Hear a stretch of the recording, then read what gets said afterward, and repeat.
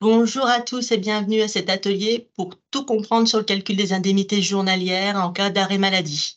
Je me présente, Ingrid Siver, responsable du pôle travail indépendant au sein de l'URSSAF Champagne-Ardenne, et j'ai le plaisir d'animer cet atelier avec Maude Soudan, à qui je laisse le soin de se présenter.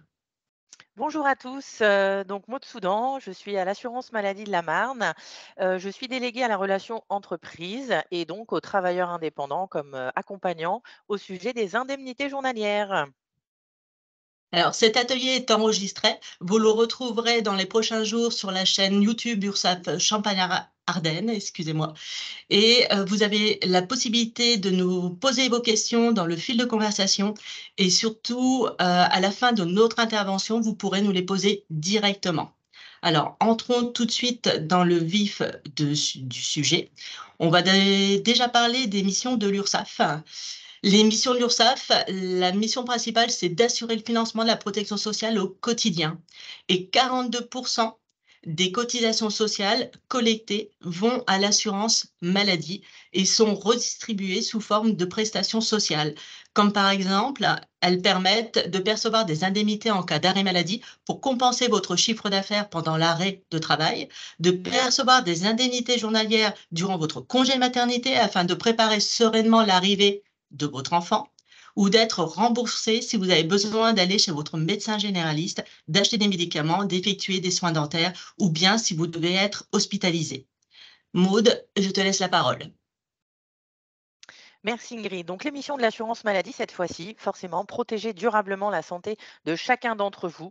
Vous avez peut-être été salarié d'une entreprise à une époque, vous êtes maintenant travailleur indépendant. Donc notre mission à l'assurance maladie, c'est de vous protéger le mieux possible dans votre vie personnelle ou dans votre vie professionnelle. Et on doit également vous garantir un accès universel aux droits et aux soins médicaux.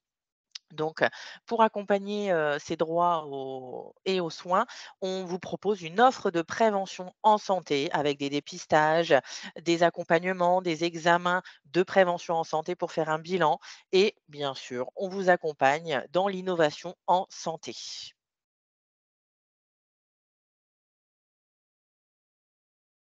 Donc, Maude, peux-tu nous parler des arrêts maladie? Oui, alors du coup, les arrêts maladie pour les travailleurs indépendants. Que se passe-t-il quand on est en arrêt maladie?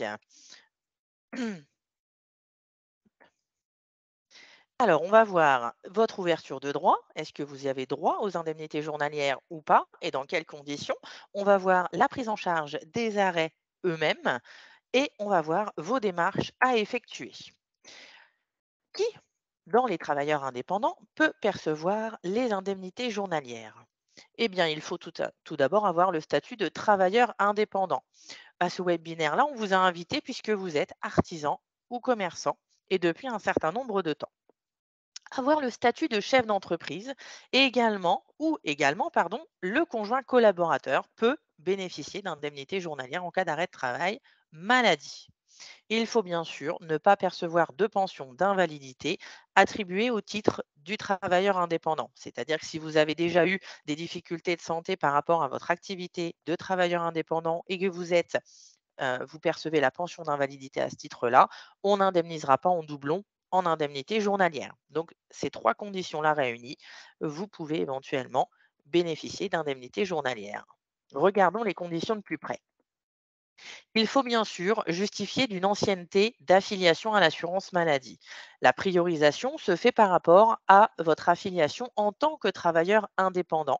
Donc il faut être inscrit à l'assurance maladie depuis au moins 12 mois au titre de travailleur indépendant pour bénéficier d'une indemnisation au titre de travailleur indépendant et donc voir se mettre en application le calcul que je vais vous expliquer après. Sinon, il y aura éventuellement des droits ouverts à d'autres statuts précédents. Par exemple, vous étiez salarié ou assimilé, il y a un maintien de droit qui se fait de minimum 12 mois par rapport à ce statut différent. Donc, c'est une étude qui se fait à date d'arrêt de travail par rapport à la période qui précède. Si les droits ne sont pas réunis, l'assurance maladie et la personne qui gérera votre dossier regardera de plus près votre situation individuelle. C'est, le côté un peu spécifique des travailleurs indépendants, c'est que finalement, il y en a pas 2 pareils. Donc là-dessus, n'hésitez pas à solliciter votre caisse d'assurance maladie, hein, lorsque vous avez un arrêt de travail, heu, alors imprévu ou alors vous avez éventuellement des soucis de santé, votre médecin, votre chirurgien vous prévoit, une opération, une hospitalisation. Anticipez un peu vos revenus pour savoir l'impact que ça aura si vous êtes en arrêt de travail sur votre activité, sur vos revenus. 3 conditions pour bénéficier de ces indemnités journalières. Il faut être dans l'incapacité temporaire de continuer ou de reprendre son activité professionnelle pour une cause bien précise, la maladie. Comment ça se justifie d'être en incapacité temporaire? C'est votre médecin qui va vous le confirmer via un arrêt de travail. Quand on est salarié, on n'y pense même pas, on va chez son médecin puisque l'employeur va forcément nous demander un justificatif. En tant que travailleur indépendant, c'est à vous-même de penser à ce justificatif d'absence auprès de l'assurance maladie. Donc lorsque vous allez chez votre médecin, vous lui demandez bien entendu un avis d'arrêt de travail qui sera en corrélation avec votre maladie. Et il faut bien sûr arrêter votre activité professionnelle. Ça, si on prescrit un arrêt de travail, c'est parce qu'il y a une incapacité à travailler. Vous ne pouvez pas donc poursuivre votre activité de TI, hein. Attention, soyez bien vigilants là-dessus, puisqu'il y a bien sûr des contrôles qui sont effectués au fil des arrêts de travail par rapport à tout cela. Quels documents nous fournir? Le médecin, hein, soit il vous fait un arrêt de travail papier, ce qui se fait maintenant de plus en plus rare, ou alors il va vous télétransmettre et nous télétransmettre les volets 1 et 2 automatiquement. S'il télétransmet, bon, on aura automatiquement connaissance de votre arrêt de travail et vous conserverez le volet 3 en tant que justificatif pour archivage par exemple. Si c'est un document papier, pensez bien à nous le fournir sous les 48 heures, les volets 1 et 2. À quel moment sont dues les indemnités journalières? À quel moment allons-nous vous régler votre première indemnité journalière maladie quand vous avez un arrêt de travail? Eh bien simplement à partir du quatrième jour d'arrêt de travail. Pendant les 3 premiers jours de la prescription d'arrêt de travail, aucune indemnité journalière ne vous est versée puisque vous avez un délai de carence de 3 jours. Quand on a un arrêt de travail, l'assurance maladie commence à indemniser au titre du quatrième jour d'arrêt seulement. Ensuite, s'il y a des prolongations, le délai de carence n'est plus appliqué et donc ça va dans la continuité. C'est une des exceptions à ce délai de carence. Vous avez aussi des assurés sociaux qui sont en affection de longue durée. Donc sur amélie.fr, vous retrouvez cette liste d'affections de longue durée. C'est une liste auquel il faut appartenir, entre guillemets, c'est-à-dire que le médecin fait une demande à l'assurance maladie pour que vous ayez ce statut d'affection de longue durée et que ce délai de carence soit annulé parce que du coup, c'est dû à votre pathologie et on arrête le délai de carence de 3 jours. Voilà les 2 exceptions à cette indemnisation au quatrième jour. Comment calculer les indemnités journalières? Le côté plus mathématique, hein, pratico-pratique. La base de calcul sur les IJ, indemnité journalière TI, travailleur indépendant, donc c'est égal à 1 730e du RAM. Qu'est-ce que ça signifie? Le RAM, c'est le revenu d'activité annuel moyen, hein. Donc, il est calculé sur la moyenne de vos revenus cotisés auprès de l'URSSAF des 3 années civiles précédant la date de l'arrêt de travail. Si vous êtes en arrêt en 2023, on ira chercher la moyenne des 3 revenus cotisés des 3 années civiles précédentes, 2022, 2021 et 2020, que l'URSSAF nous a transmises par informatique et en automatique. Attention pour les auto-entrepreneurs, pour le calcul du RAM. On va avoir en connaissance à l'assurance maladie votre revenu annuel qui correspond au chiffre d'affaires annuel diminué d'un abattement forfaitaire qui dépendra de votre activité. Abattement de 71% pour un BIC vente, abattement de 50% pour un BIC prestation et 34% pour un BNC, donc les activités non commerciales. Je laisse Ingrid vous préciser tout cela. Merci Maud. Donc pour les revenus cotisés, comme Maud vient de vous le préciser, pour un travailleur indépendant qui est en entreprise individuelle, on va prendre le bénéfice net, c'est-à-dire le chiffre d'affaires, moins les charges, frais et cotisations sociales. Pour un gérant de RL, associé unique, de SNC ou de SARL, ça sera en fonction du régime d'imposition, donc soit l'impôt sur le revenu, c'est-à-dire les revenus du gérant plus ses bénéfices nets, auxquels viendront s'ajouter les cotisations facultatives Madelin ou les dividendes. Et si vous êtes en impôt sur les sociétés, ça sera la rémunération du gérant avec les cotisations facultatives, dividendes si vous en touchez. Pour un conjoint collaborateur, le revenu cotisé dépend de l'assiette de calcul choisie, soit en pourcentage du plafond de la sécurité sociale, soit en pourcentage du revenu du chef d'entreprise ou partage de revenus du chef d'entreprise. Ça, c'est pour un travailleur indépendant. Concernant les auto-entrepreneurs, comme Maud vous l'a précisé juste avant, le chiffre d'affaires qui est le revenu cotisé qui est transmis à l'assurance maladie, c'est chiffre d'affaires moins l'abattement, c'est-à-dire 50% pour les prestations de services, 71% pour la vente et 34% pour les bénéfices non commerciaux BNC. Et pour le conjoint collaborateur d'auto-entrepreneur, il y a deux options possibles: pourcentage du chiffre d'affaires du chef d'entreprise ou le tiers du plafond de la sécurité sociale, moins l'abattement. Si on prend par exemple une activité dédiée à la vente et que vous avez déclaré 20 000 euros de chiffre d'affaires en 2022 à l'URSSAF, votre revenu cotisé communiqué à la caisse primaire d'assurance maladie sera de 5 800 euros, c'est-à-dire 20 000 euros moins 71% d'abattement. Voilà. Je te laisse la parole, Maud. Mmh. Voilà pour les précisions, donc des revenus qui vont nous être communiqués directement par l'URSSAF pour faire le calcul de votre indemnité journalière en cas d'arrêt de travail. Alors, l'indemnité journalière, hop, comment se calcule-t-elle? Eh bien, on va prendre, comme je vous le disais, le montant du RAM. La base de calcul pour savoir combien vous allez toucher par journée d'arrêt de travail va être la référence des 3 années qui précèdent ce fameux arrêt. Donc là, on a pris une référence sur un arrêt en 2023, comme je vous l'ai spécifié tout à l'heure, et donc on a des revenus 2020, 2021, 2022. En 2020, vous touchez 39 000 euros. En 2021, vous touchez donc 30 000 euros et en 2022, 35 000 euros. Attention, ces sommes-là sont bien les sommes que l'URSSAF nous a communiquées.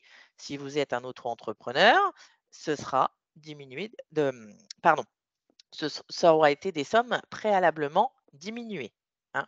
Donc, pour faire ce calcul-là, on additionne les trois sommes qu'on divise par 3 pour avoir la moyenne annuelle, donc notre revenu d'activité annuel moyen, qui nous donne un montant de 34 666 euros. Donc, on considère qu'en moyenne, vous gagnez, vos revenus cotisés sont égaux à 34 666 euros pour l'année et on divise cela par 730 qui va nous donner votre indemnité journalière de 47,49 €. Donc, avec les revenus cotisés transmis par l'URSSAF, le travailleur indépendant en arrêt va toucher par journée d'arrêt de travail, attention, à partir du quatrième jour, 47,49 €. OK. Voilà pour l'exemple de calcul. Maud, Le revenu, oui. j'ai juste une petite question là qui vient d'arriver.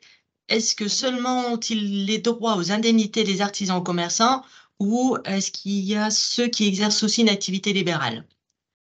Oui, alors il y a J'essaie les de comprendre. activités libérales depuis 2020, 2021, 2022 progressivement ont été intégrées à, ces modes de calcul-là. Après, les activités libérales, on a la difficulté d'avoir différents types d'activités libérales et c'est pour cette raison que quelquefois c'est, plus compliqué. Donc si vous avez ici, je ne le présenterai pas le calcul de l'activité libérale, mais vous avez droit aux indemnités journalières. Je vous invite à prendre contact avec l'assurance maladie, hein, pour anticiper éventuellement et évaluer en fonction de vos revenus l'indemnité journalière que vous toucheriez en cas d'arrêt de travail. Je t'interromps encore. Il y a encore une question. Bonjour, Vas-y. faut-il que notre entreprise soit ouverte depuis 3 ans minimum pour en bénéficier? Non, on l'a vu tout à l'heure. Donc du coup, en cas d'activité récente, vous bénéficiez du droit à l'indemnité journalière à partir du moment où vous avez 12 mois d'affiliation en tant que travailleur indépendant. Si vous n'avez pas ces 12 mois, donc là, c'est vous, hein, en tant que travailleur indépendant, vous êtes déclaré travailleur indépendant en France, vous avez vos cotisations auprès de l'URSSAF, cotisations personnelles. L'URSSAF nous a transmis votre ouverture de droit au titre du travailleur indépendant. Vous ouvrez votre entreprise en 2021. On a connaissance en 2023 de la date d'ouverture de droit en tant que travailleur indépendant, votre changement de statut. 2021, ça fait 2 ans que vous êtes travailleur indépendant. Vous bénéficiez des 12 mois minimum obligatoires d'affiliation pour ouvrir vos droits aux indemnités journalières. Donc l'entreprise ne doit pas nécessairement être ouverte depuis 3 ans. Merci Maud. Alors, pour, ben, alors du coup, je me suis peut-être mélangée dans les diapos. Non, je suis là. Hop. On a bien sûr, à la sécurité sociale des plafonds, c'est-à-dire qu'on n'ira pas dépasser une certaine somme d'indemnisation par rapport à vos revenus, hein.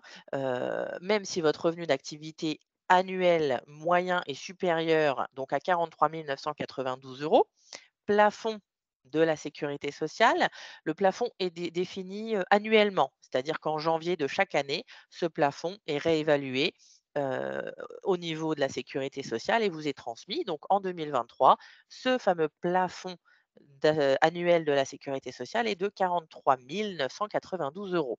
Donc si vous dépassez ce montant-là au niveau de votre RAM, de votre revenu annuel d'activité moyen, à partir de ce moment-là, on bloquera, on plafonnera cette somme-là. On n'indemnisera pas au-delà.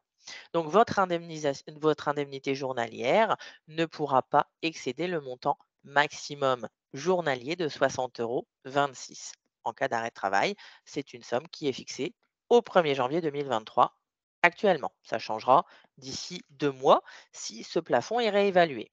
On vous a pris un exemple, donc un travailleur indépendant qui est, sur des revenus 2019, 2020, 2021. On a en 2019, des sommes qui sont supérieures, donc le chiffre d'affaires, communiqué, les revenus cotisés communiqués par l'URSSAF nous sont transmis pour un montant de 45 000 € en 2019, pour un montant de 47 000 euros en 2020, donc on dépasse le plafond annuel de la sécurité sociale, hein, dans ces 2 années-là et en 2021, le revenu cotisé de 40 000 €. On additionne ces 3 sommes-là, on les divise par 3 et on tombe sur 44 000 € de revenus d'activité annuel moyen. Cette somme dépasse le PAS, le plafond annuel de la sécurité sociale, donc on va limiter votre indemnité journalière à ce plafond. Pour trouver le montant de votre indemnité journalière, on reprendra le PAS de 43 992 € divisé par 730, ce qui nous donne une indemnité journalière à verser aux travailleurs indépendants de 60,26 € par journée d'arrêt de travail. C'est l'IJ plafond, on n'ira pas au-delà pour des arrêts en 2023.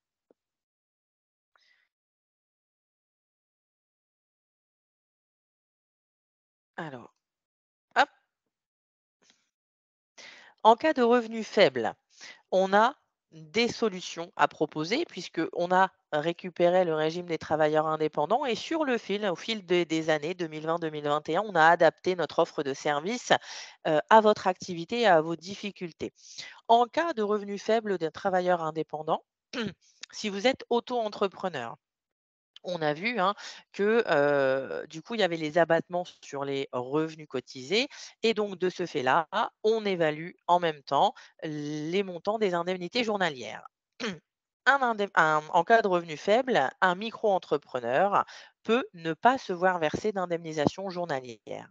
Dans quelle situation? Lorsque le revenu d'activité annuel moyen est inférieur à 10 du PAS, c'est-à-dire qu'il est inférieur ici, hein, pour 2023 à 4 113,60 €. Donc si annuellement, la moyenne des 3 dernières années ne dépasse pas 4 113,60 €. À partir de ce moment-là, l'indemnité journalière pour un micro-entrepreneur sera nulle. C'est pour ça qu'il faut être très, très prudent dans ses revenus, dans, les revenus cotisés et autres. Il y a un moment où, si on cotise pas suffisamment, et ben, on est moins protégé. Donc c'est à ce niveau-là qu'on vous alerte, pour les arrêts de travail. Maud, justement, on a une question. Est-ce que Mmh. le montant des indemnités, il est brut ou net? Il est brut, c'est-à-dire qu'au montant des indemnités journalières, vous allez retirer la CSG, le RDS et éventuellement le PASS. En cas de revenu faible, cette fois-ci pour un travailleur indépendant classique, l'IJ évalué en fonction de vos cotisations versées toujours, hein. Donc, en tant que travailleur indépendant classique, vous devez cotiser pour les indemnités journalières sur une assiette minimale de 40% du plafond annuel de la sécurité sociale. Donc, vous toucherez des indemnités journalières en conséquence. Et pour 2023, ce sera donc 22,54 €, d'accord? Puisque 40 du PASS, on va le voir, heu, ça vous donne dans le calcul, divisé par 730, 22,54 €. Donc là, c'est si vous êtes à jour de vos cotisations et que vous êtes bien calé sur ces 40 du PASS. Si toutefois, vos cotisations sont, malgré tout comprises entre 10 du PASS et 40 du PASS, donc vous n'arrivez pas à cotiser votre assiette obligatoire auprès de l'URSSAF, on a quand même pour les travailleurs indépendants classiques un maintien de l'indemnité journalière en proportion de vos revenus cotisés. Donc, on ira vous verser une indemnité journalière entre 5,64 et 22,54 en fonction de ce que va nous transmettre l'URSSAF. Si par contre vous avez cotisé sous le seuil des 10 du PASS, ce sera l'indemnité journalière minimum qui vous sera versée journalièrement et donc pour un montant de 5,64 €, toujours brut, hein. Donc le travailleur indépendant classique a une IJ minimum de 5,64. Alors en cas de revenu faible, toujours, solution pour un travailleur indépendant classique ou un auto-entrepreneur. Il y a depuis janvier 2022 une possibilité de faire appel à un service et à un technicien indemnité journalière à l'assurance maladie qui va étudier votre situation en fonction de votre activité précédente également ou d'autres activités de travailleurs indépendants. Vous pouvez éventuellement être polyactif, auquel cas, il y a aussi des indemnités peut-être au titre de votre activité de salarié ou d'une autre activité. Donc dans ces situations-là où, vous avez un questionnement, alors sur vos revenus cotisés, c'est auprès de l'URSSAF qu'il faudra vous adresser puisque nous, très clairement, on n'a pas la main et on n'a pas le visu sur les revenus cotisés. Par contre, si vous considérez que les revenus cotisés ont été bien transmis, mais par contre l'indemnité journalière peut éventuellement se rapporter à un statut antérieur à votre activité de travailleur indépendant, d'où la bonne question de tout à l'heure, dois-je être travailleur indépendant depuis 3 ans? Non, mais auquel cas, il y a réévaluation de votre situation globale sur les dernières années. Vous pouvez effectuer une demande de réévaluation sur le lien ici, démarche-simplifiée.fr. Lorsque vous allez sur ce site, vous tombez directement sur une page qui vous invite à poser, votre demande de réévaluation d'indemnisation journalière en cas d'arrêt de travail.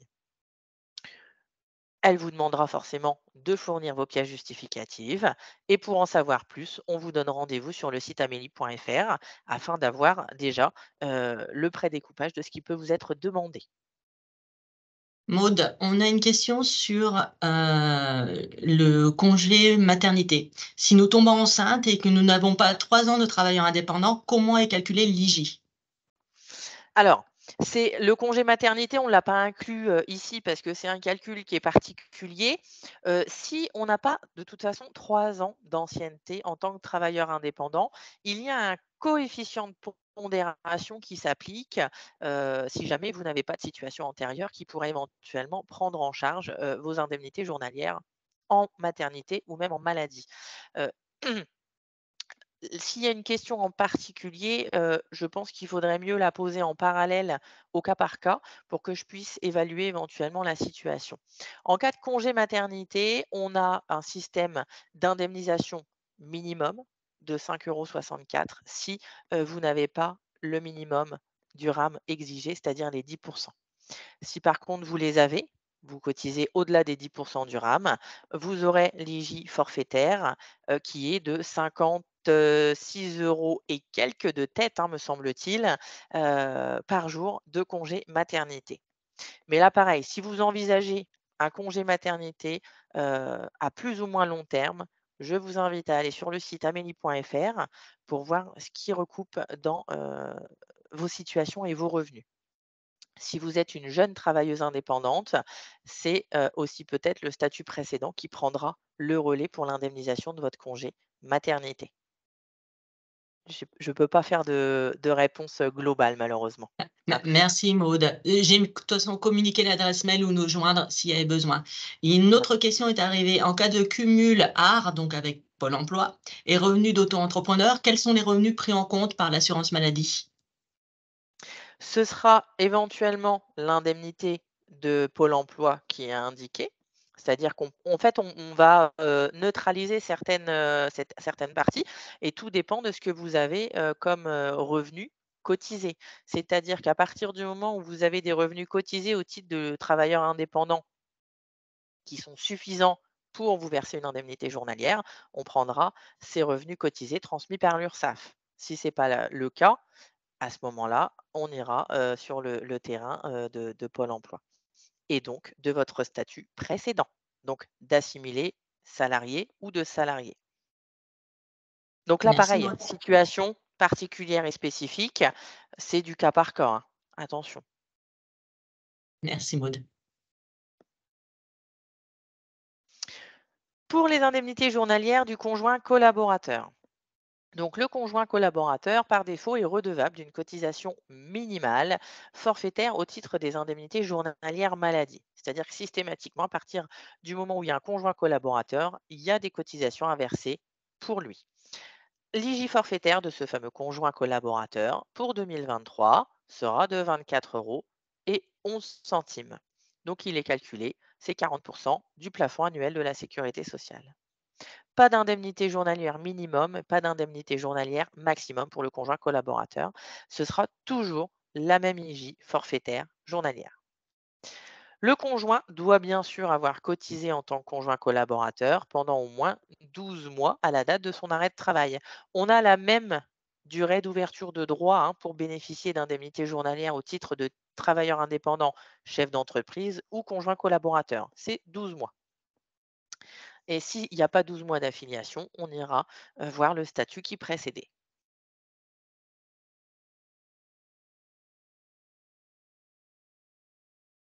En cas d'accident de travail ou de maladie professionnelle, je sais que quelquefois vous vous posez la question, si dans mon activité professionnelle, il m'arrive quelque chose, qu'est-ce que je dois faire ou comment suis-je couvert?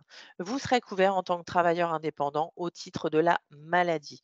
L'assurance maladie ne reconnaît pas, par défaut l'accident de travail ou la maladie professionnelle, ou alors il faut souscrire à ce moment-là à une assurance en particulier, qui vous est disponible sur le site amélie.fr.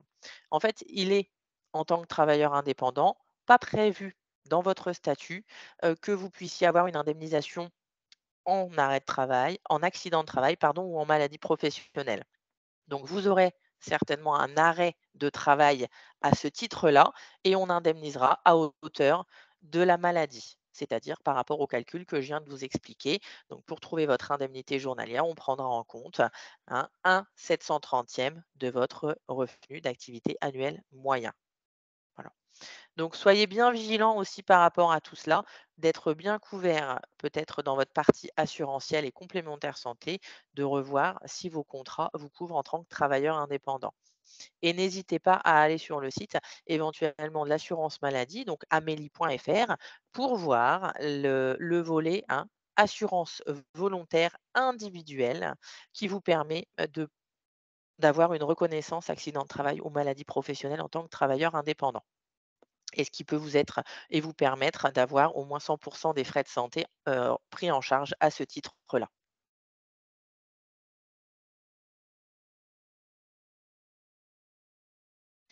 En cas, hop, ici de polyactivité.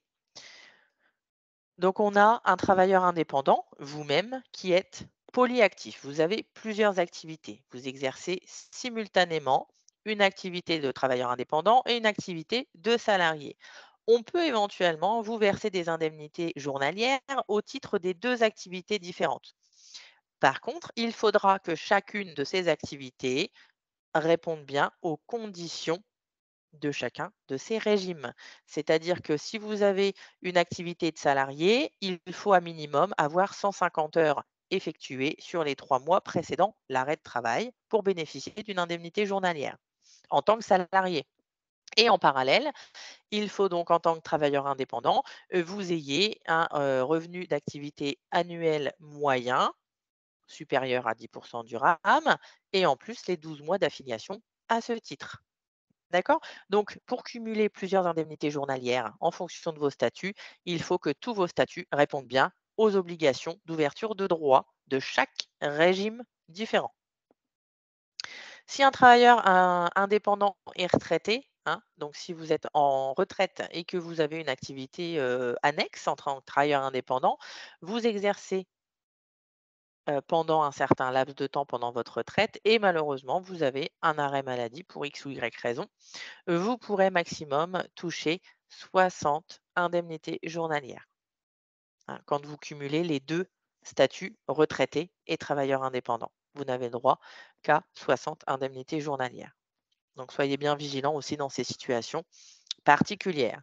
L'imposition, donc ici on l'a vu, hein, l'imposition, les indemnités journalières sont bien sûr soumises à la CSG, au RDS et au prélèvement à la source. En tant que travailleur indépendant, on a également l'obligation de répondre à certaines réglementations par rapport à un arrêt de travail. On ne peut pas faire ce qu'on veut lorsqu'on est en arrêt de travail. Quelles obligations? On les connaît en tant que salarié, on les connaît moins en tant que travailleur indépendant parce que lorsqu'on a son propre entreprise, c'est un peu notre bébé, donc on essaye un maximum toujours de la porter, même à bout de bras. Malheureusement, il faut quand même avoir en conscience que quand vous avez un arrêt de travail prescrit par un médecin, c'est qu'il reconnaît qu'il vous faut un temps de repos, hein, pour vous remettre de votre pathologie. Si vous continuez à travailler, vous ne répondez pas aux obligations de repos exigées par cette prescription d'arrêt de travail. Donc, dans toutes les obligations réunies lorsque vous voyez prescrire un arrêt de travail, il faut bien sûr l'envoyer ou le faire parvenir à la caisse sous 48 heures. Comme je vous le disais, le plus simple, c'est que le médecin le télétransmette automatiquement à votre caisse primaire d'assurance maladie par le biais de la télétransmission. Il faut également vous soumettre au contrôle organisé par le service médical. Qu'est-ce que sont ces contrôles organisés par le service médical? Vous avez des appels qui peuvent être passés par le service médical lorsque vous êtes en arrêt de travail et donc on a des collègues qui prennent des nouvelles de vos conditions, de votre situation d'arrêt de travail. Vous pouvez également recevoir une convocation au service médical. Il faut vous présenter impérativement à cette convocation au service médical et si vous avez pour X ou Y raison une, excuse valable, donc au titre de votre maladie, hein, c'est-à-dire un rendez-vous médical, par exemple, qui vous empêche de vous rendre au service médical à cette convocation en date et heure demandée, surtout justifiez bien de votre absence, demandez un décalage de cette convocation. Il faut respecter en arrêt de travail, bien sûr, les horaires de sortie indiqués. Soit vous avez des sorties autorisées, donc il faudra être quand même chez vous de 9 heures à 11 heures et de 14 heures à 16 heures. Vous avez des sorties non autorisées pour certaines pathologies, donc là, vous devrez être présent à votre domicile toute la journée, toute la nuit, sans exception. Et il y a des sorties libres. Donc là, c'est pour vraiment certaines pathologies très isolées et c'est le médecin qui devra le justifier médicalement. Quand on est en arrêt maladie, donc comme je vous le disais, c'est pour se reposer et pour guérir. Donc il faut s'abstenir de toute activité non autorisée. En gros, il faut s'abstenir de toute activité tout court. Il y a certaines activités qui peuvent être autorisées par, le médecin prescripteur de l'arrêt de travail, mais c'est toujours dans l'optique d'améliorer l'état de santé du salarié. Voilà. Donc c'est pareil, des cas exceptionnels. Ne pas quitter, la circonscription de la caisse sans son accord. Donc là, c'est par exemple, vous avez, une hospitalisation de prévue, la semaine du, je sais pas, 15 décembre 2023. Le chirurgien qui vous opère vous explique que pendant 15 jours, vous n'allez pas pouvoir vous débrouiller seul. Vous faites le choix de demander à un frère, à une sœur, à un ami, à un parent, de déménager éventuellement chez lui, mais il habite dans un autre département. Donc vous allez quitter votre circonscription pour des raisons, hein, d'aide et de manque d'autonomie pendant l'arrêt de travail. Faites la demande à la caisse primaire d'assurance maladie en lui précisant bien l'adresse de domiciliation que vous allez regagner pour, ce congé maladie. Vous avez aussi possibilité pour certains événements exceptionnels de quitter le pays. Événements familiaux par exemple, donc il faut informer la caisse obligatoirement à chaque absence et à chaque fois que vous quittez la circonscription. Donc 15 jours, faites-le si possible, minimum 15 jours avant de quitter la circonscription. Sinon, vous aurez un refus, sauf situation exceptionnelle pour un événement familial, malheureusement par exemple un décès, hein. Et bien sûr, lorsque vous êtes en arrêt maladie, il faut observer les prescriptions du médecin. Si vous ne vous soignez pas en arrêt de travail, l'assurance maladie ne vous suivra pas dans le versement des indemnités journalières. Voilà les conditions à respecter lorsqu'on est en arrêt de travail, que vous soyez travailleur indépendant ou salarié, hein. Ça n'a pas de différence par rapport à ces obligations à respecter. Maud, on a une Oui. question concernant les types d'arrêts. Est-ce que les accidents de la vie et les accidents de trajet sont pris en compte? Alors, en fait, ça va être comme quand on est, salarié, un travailleur indépendant, il a un accident de la vie. Alors je ne sais pas, on fait un sport le week-end et malheureusement, on se blesse fortement, à son genou. On est immobilisé, on ne peut pas aller travailler. On va voir son médecin, on va aux urgences ou autre et donc sachant qu'on est en activité professionnelle, peu importe le salariat ou le travailleur indépendant, vous, vous voyez prescrire un arrêt de travail. On va réceptionner les volets 1 et 2. Donc, pour nous, vous êtes en arrêt de travail. Le médecin va nous le prescrire puisque vous êtes en incapacité temporaire de travail. Par contre, ce sera toujours couvert au titre de la maladie et non pas de l'accident de travail. D'accord? Ni de l'accident de trajet. Ce sont des choses qui ne se sont pas reconnues, comme je vous le disais. Donc, ce sera un arrêt maladie et non pas un arrêt pour accident de travail ou maladie professionnelle. D'accord?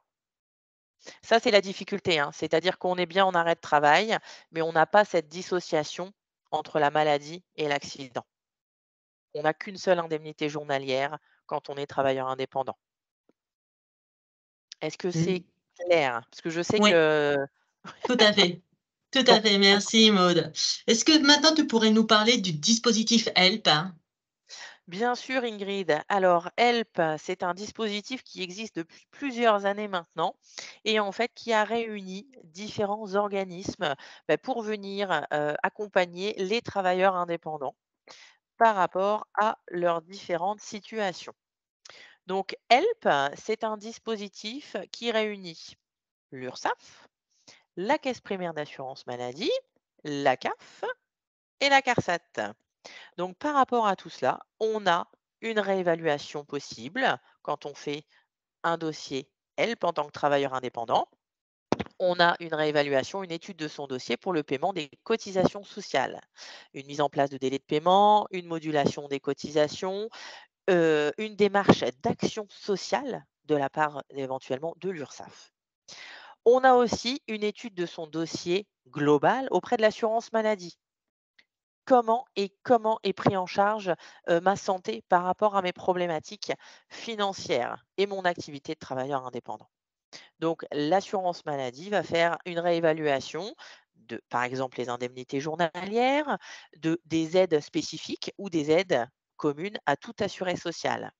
Ça permet aux travailleurs indépendants d'avoir une réévaluation et de savoir si il a bien, une situation d'accompagnement optimum, que ce soit financièrement ou que ce soit même une question d'accompagnement.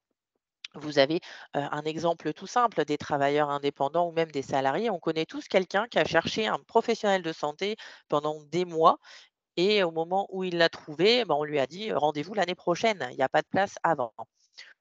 On peut solliciter l'assurance maladie à ce niveau-là, pour avoir, éventuellement une aide au rendez-vous médical plus rapide afin, d'enrayer ces problématiques de santé qui peuvent vous empêcher de mener à bien votre activité professionnelle. Voilà, donc ça, c'est à l'assurance maladie.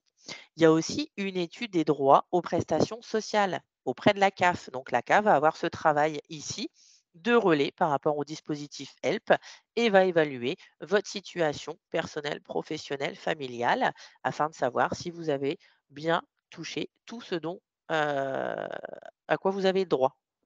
Allocation familiale, aide au logement et par rapport à tous les minima sociaux. Voilà.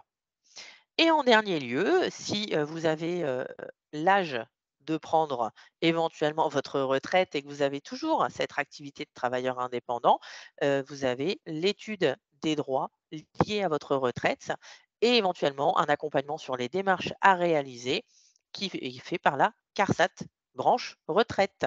Voilà, donc les 4 institutions se sont, réunies pour faire bénéficier aux travailleurs indépendants de cet accompagnement HELP qui peut leur être bénéfique en cas de difficulté financière ou en cas de difficulté maladie. Pour vous inscrire à ce dispositif HELP, vous avez la possibilité de cliquer directement sur ce lien, hein, qui est mis à disposition sur le site de l'URSSAF et qui va permettre à chaque organisme d'accéder à votre demande et de faire le contact automatiquement avec vous. Donc, chaque organisme reprendra contact, que ce soit par mail, que ce soit par téléphone, pour justifier d'un accompagnement physique et personnel ou financier. Il faudra bien penser à sélectionner le département de rattachement, hein, que vous avez en tant qu'assuré travailleur indépendant, compléter le formulaire et on vous recontacte au plus vite. Je termine ma présentation sur les contacts de l'assurance maladie. Donc, quel contact à l'assurance maladie? Pour la majorité d'entre vous, vous avez le site amélie.fr, onglet assuré. Vous êtes un assuré social. Il faudra simplement aller sélectionner votre activité de travailleur indépendant dans les déroulés systématiques à vos questions. Vous avez bien sûr, pour la majorité d'entre vous, un compte Amélie. Si vous ne l'avez pas encore ouvert, je vous invite fortement à le faire puisque c'est un compte qui ouvre la possibilité de faire énormément de démarches en ligne. Et on le sait tous en tant que travailleur indépendant, ce sont des démarches pour lesquelles vous gagnez du temps lorsque c'est sur l'ordinateur et que vous n'avez pas à vous déplacer directement dans nos locaux. Vous avez également, bien sûr, pour une question lambda, la ligne 3646 qui répond à toutes vos questions. Pour archiver, vos documents médicaux et garder une traçabilité pour les X ou Y professionnels de santé que vous pouvez, consulter au fil des ans, hein, vous avez maintenant Mon espace santé, qui est ouvert automatiquement à tous les assurés sociaux français, tous régimes confondus. Donc je vous invite à aller regarder ce carnet de santé numérique qui vous permet d'avoir une coordination de soins beaucoup plus développée que ce qu'il n'était avec notre carnet de santé papier. Hein, pour une majorité d'entre nous, on ne sait même plus où on l'a rangé. Donc, vous pouvez y cumuler vos vaccinations, vos allergies, vos différents documents médicaux. Ça vous évite d'avoir votre classeur ou votre valisette avec tous vos documents, mais bien d'avoir tout archivé à portée de main en ligne.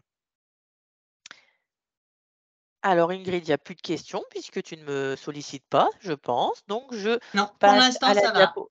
Allez, donc je te laisse la main pour les contacts de l'URSSAF. Merci Maud. Alors pour contacter votre URSSAF, par courrier, c'est un centre, mutualisé qui se trouve à Montreuil, que vous voyez sur vos appels de cotisation.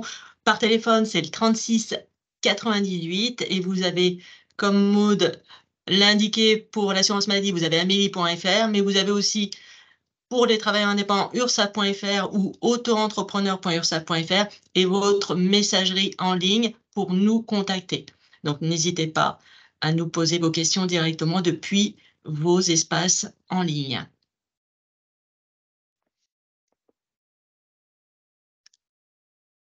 Est-ce que vous avez des questions? Vous pouvez nous les poser directement ou continuer dans le fil de conversation comme vous souhaitez. Alors, où pouvons-nous nous renseigner pour les points retraite? Alors, moi, je vous répondrai directement sur votre espace CARSAT. Voilà, sur, la caisse, de retraite directement qui pourra vous renseigner pour vos points retraite. Puisque en tant que travailleur indépendant, vous dépendez aujourd'hui de l'assurance retraite. Je vois qu'il y a une main levée. Hop, je vous en prie. Hop, je vous autorise le micro. Est-ce que vous pouvez est-ce que vous arrivez à nous poser votre question directement?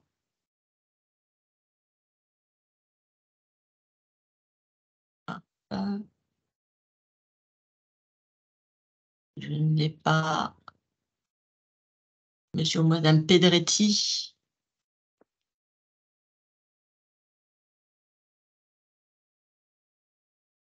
Hop. Non, là, on ne vous entend pas. Est-ce que vous pouvez poser votre question dans le fil de conversation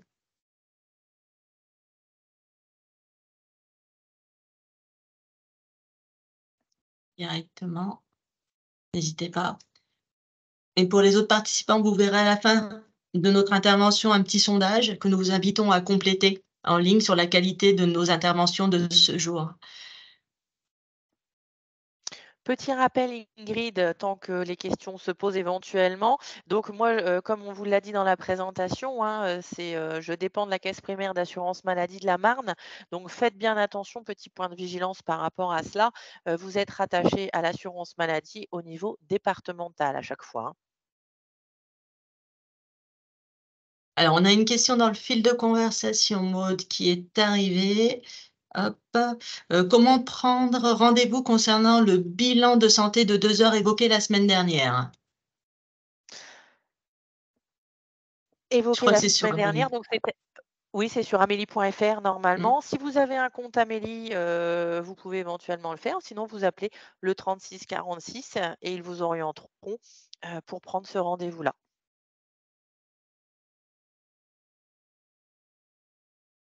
c'est ça. Mmh. Merci beaucoup. Je vous en prie. Monsieur ou madame Pedretti, donc on n'a pas encore votre question. Sinon, n'hésitez pas à prendre contact directement avec nous sur l'adresse mail que j'ai indiquée, mon atelier ursaf.champagnardenne@ursaf.fr et je transmettrai directement les informations, du moins les questions à l'assurance maladie. Il y a des questions qui arrivent. Y a-t-il des cas particuliers quand on dépend de la MSA? Alors, je ne peux pas répondre à la place de la MSA, mais si vous êtes un travailleur indépendant rattaché à la MSA de par votre activité agricole, je vous invite clairement à vous rattacher de la MSA, puisque nous, à l'assurance maladie, on est cadré sur nos particularités et je sais qu'il y a quelquefois des accompagnements qui sont différents à la MSA. Donc, rapprochez-vous bien d'eux pour savoir ce qui se passe en cas d'arrêt de travail de votre côté. Une autre question, si nos revenus sont inférieurs à 18 000 € à l'année, faut-il continuer à s'affilier à l'URSSAF pour de la location de gîte? Je ne sais pas si je suis bien claire. Alors moi, je vais vous répondre. Si vous avez une activité d'indépendant, automatiquement, vous devez être affilié. Alors pour la location de gîte, il n'y a pas de revenu, minimum, alors que quand on est loueur de meublés, c'est supérieur à 23 000 € le seuil.